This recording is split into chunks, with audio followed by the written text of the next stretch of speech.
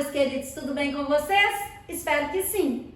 Hoje falaremos da formação do Estado Nacional Espanhol. Como já vimos, quando falamos da Espanha, estamos falando de uma região comum com Portugal, a região da Península Ibérica. E vimos que dois elementos marcam a história da região. Esses você não pode não saber. Que elementos são esses? As invasões muçulmanas. Os muçulmanos eram chamados na península de mouros ou sarracenos, e a guerra promovida para expulsá-los, a Guerra de Reconquista. Quem promove essa guerra?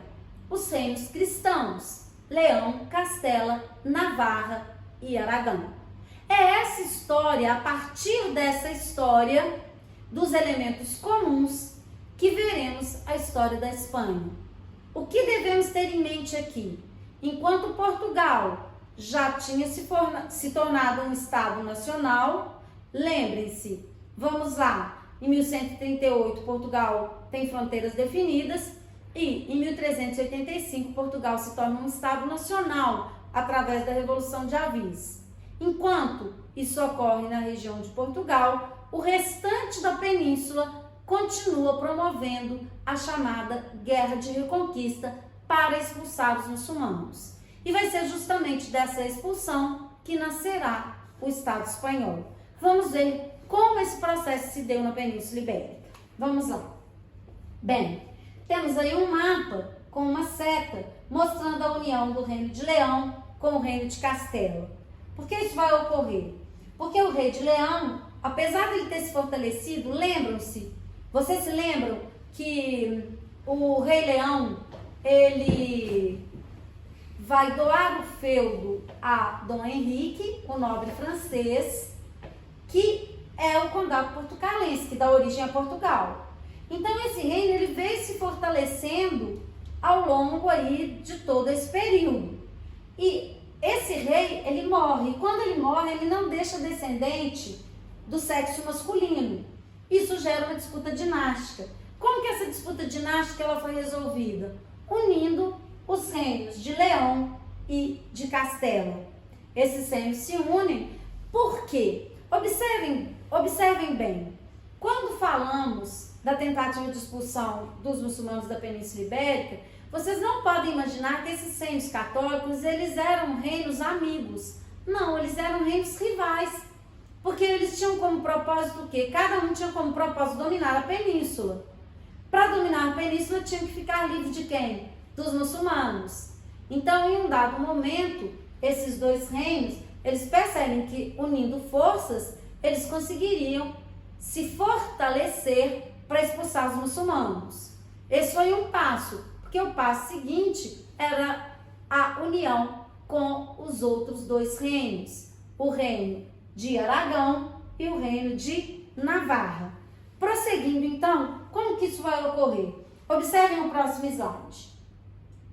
Em 1469, os reinos de Castela e Aragão, eles se unem através do casamento de Fernando e Isabel. Fernando de Aragão e Isabel de Castela. Então se lembre que desde 1150 que Castela já estava unido a Leão, fortalecidos, portanto. Agora, o casamento dos chamados reis católicos, ele efetiva ainda mais essa união entre os três reinos, o que facilitou que o reino de Navarra fosse subjugado e que esses quatro reinos, então, agora unidos, se juntassem em força e união para expulsar os muçulmanos da Península Ibérica. Como que isso vai ser feito? Continuem observando, temos a imagem, né, de Fernando de Isabel, Fernando de Aragão, que governou de 1452 a 1516, e a Isabel, que governou de 1451 a 1504. O marido, então, vive alguns anos a mais que ela. Vamos ver aí, então, o desenrolar dessa história. Bem, então, como que nasceu o Reino da Espanha, gente? Olha só. A união, então, entre Aragão e Castela, ela era uma união ainda frágil. Por quê? Embora esses reinos estivessem unidos, cada um ainda mantinha suas próprias leis. O que era preciso? Um elemento unificador desses reinos. E o grande elemento unificador foi, sem dúvida alguma, a Igreja Católica.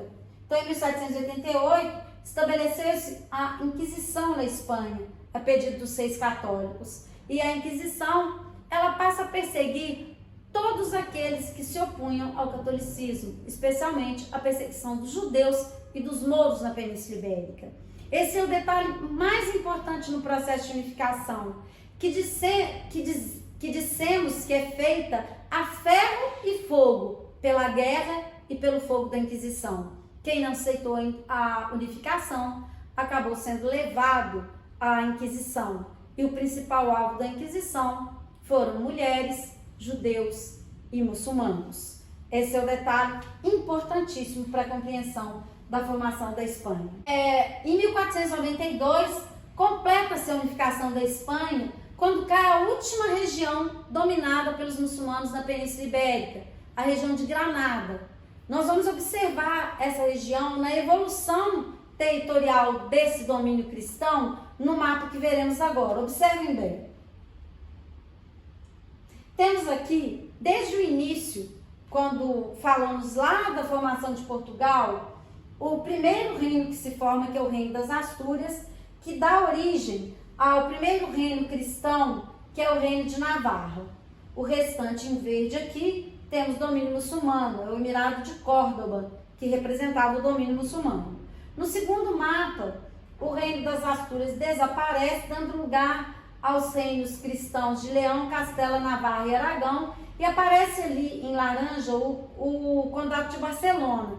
Barcelona é uma região autônoma e que, quando a Espanha se unifica completamente, vai ser forçada a aceitar a unificação. Até hoje, Barcelona luta pela independência, por ter uma cultura diferente, por outros elementos também que não vamos abordar aqui, mas até hoje, até mesmo a língua é diferente em Barcelona, e outras regiões também que não aceitam, que nunca aceitaram a unificação. Temos várias questões separatistas dentro da Espanha que vamos abordar em outra ocasião, mas é importante observar que esses reinos católicos, eles vão avançando sobre o Emirado de Córdoba, ou seja, sobre o domínio muçulmano, cada vez avançam mais, tanto que você observa aqui no terceiro mapa, já praticamente mais da metade da Península Ibérica tomada pelos reinos cristãos.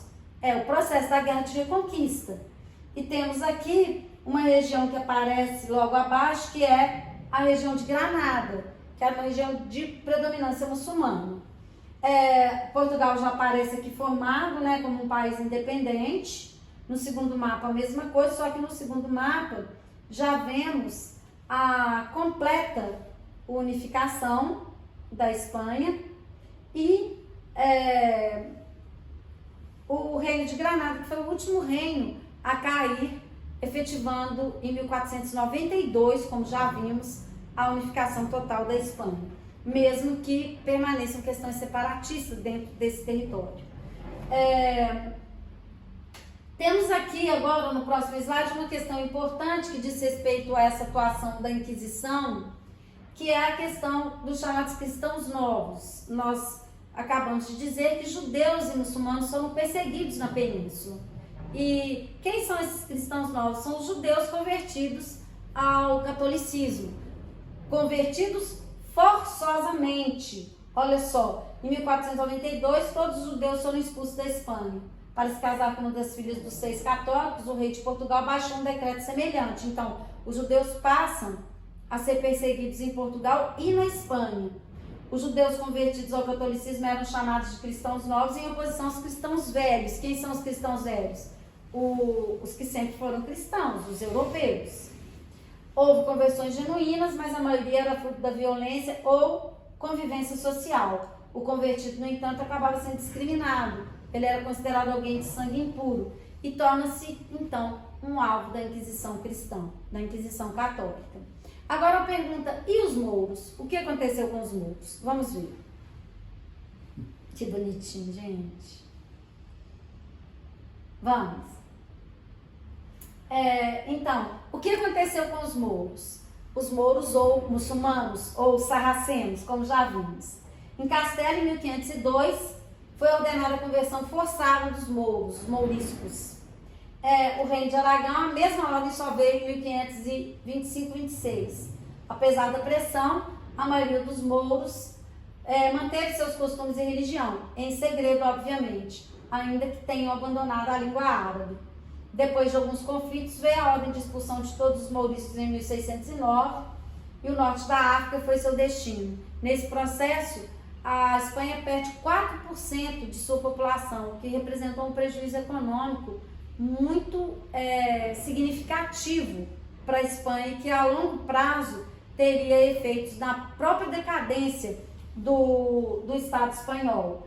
Essa expulsão dos muçulmanos, ela representava um ganho econômico, pelo menos a princípio. A longo prazo não, porque esses mouros vão embora, mas quando um mouro ou um judeu, ele era julgado pela Inquisição, todos os bens dessas pessoas eram confiscados pelo Estado. Ou seja, era um ótimo negócio perseguir judeus e muçulmanos. Só que a longo prazo, pela própria fuga de riquezas que ocorreu na Península Ibérica, esses países se tornariam países decadentes. Agora vamos ver uma imagem que representa essa conversão forçada.